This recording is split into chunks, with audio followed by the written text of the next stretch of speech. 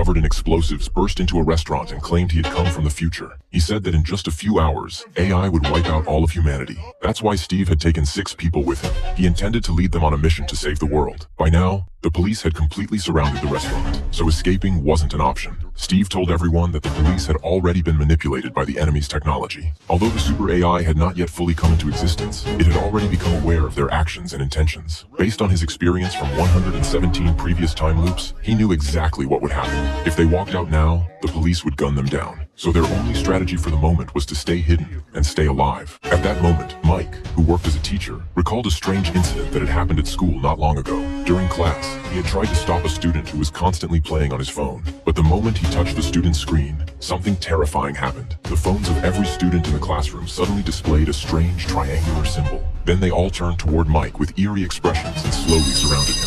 Fortunately, his girlfriend arrived just in time and drove him away from the school.